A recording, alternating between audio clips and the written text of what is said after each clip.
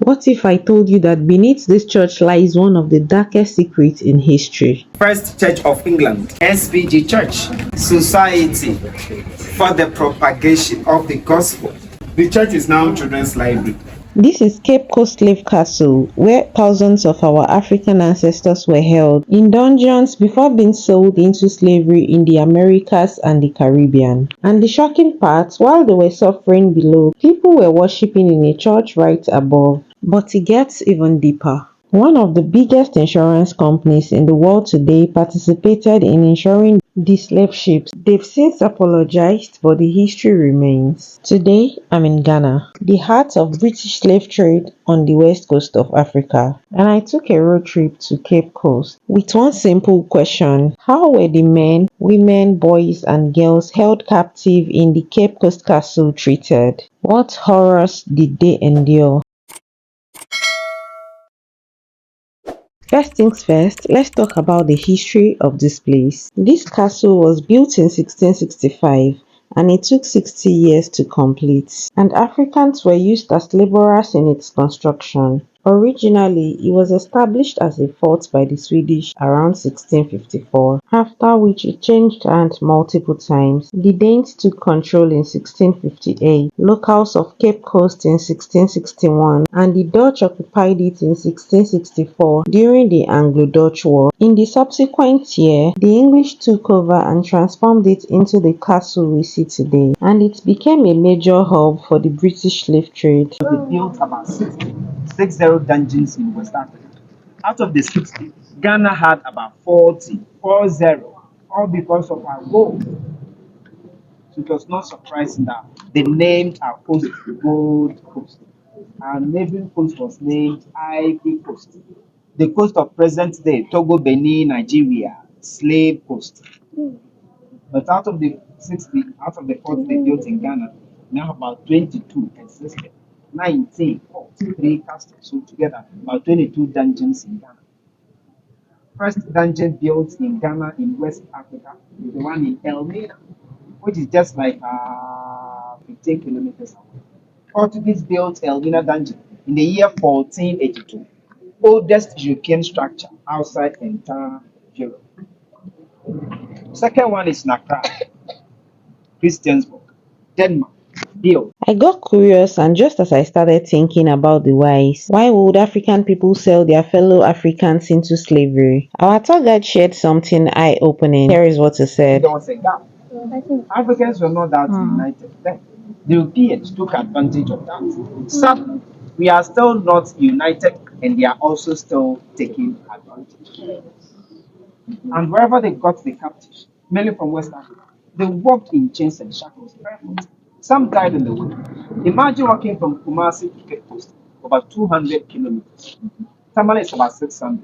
Kumasi Tamale is not far because others came from present day Burkina Faso, Niger, Mali, Guinea, they were all brought to the coast. But that is where they built. They also made it when they brought them. Some were taken upstairs. There's a big hall upstairs called Palava Hall for doctors, nurses to examine them. After, they were not even sold out for money, they were exchanged for guns, gunpowders, mirror, fabrics, liquor, alcohols. The strong men and women were labeled as commercial captives, destined for brutal labor in far-off lands, while the weaker individuals were classified as domestic captives. Right, the British brought these cannonballs, these are cannons, to defend themselves against who? The Portuguese, the Dutch, the Danes, the Germans, and others, because they were fighting among themselves. They were fighting over something that did not belong to any of them. Was that not greedy? Greedy. So they brought this, they pounded gunpowder in the cannon, a board fixed there, fire, boom. If you remember the question I asked from the beginning, now it's time to find out. This is the male slave dungeon.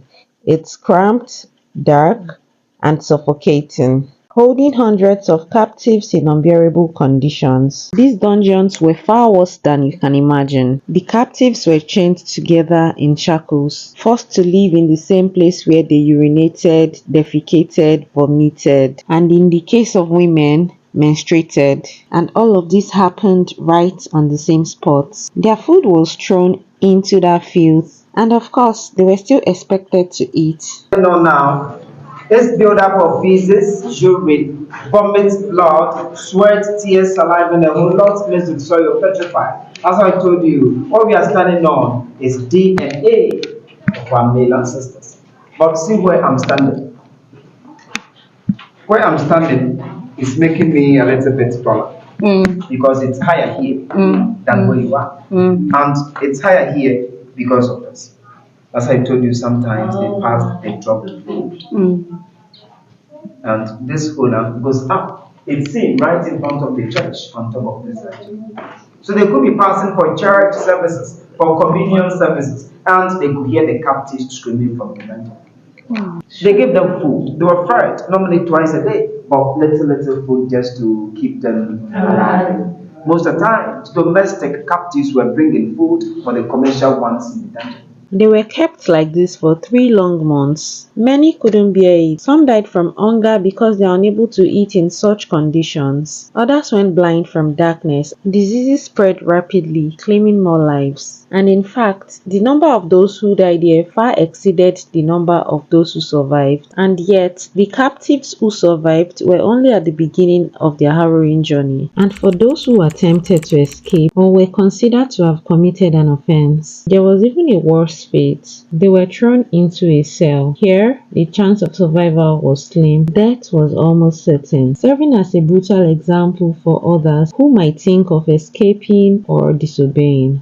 This was a storeroom, so you can see there was another door closed. They closed the door when they wanted to use the room as a cell. Those captives wanted to fight.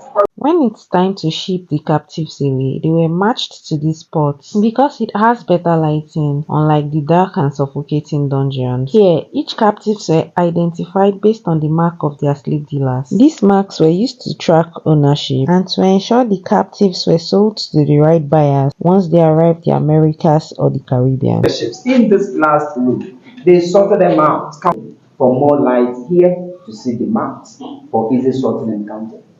After that, those who were strong enough to survive the ships, the deadly voyages, were not allowed to walk to the courtyard. Rather, they marched them underground. From here to the door of no return. Once the captives stepped outside this door, there was no coming back. It was the final getaway to the future of bondage, as they were shipped across the ocean to foreign lands. On the other side of this historic door, there is another sign, the door of return. This carries profound meaning. While the door of no return marked the tragic departure of millions of Africans, the door of return signifies Ghana's role as a gateway for the descendants of those taken away. It represents the hope of reconnecting with the motherland. Now, let's talk about the part you've been waiting for. We are heading upstairs to the church. It's astonishing while people suffer in the dungeons below, enduring unimaginable horrors. Right above them, worship services were being held, and they would have also heard the sounds of prayers and hymns echoing.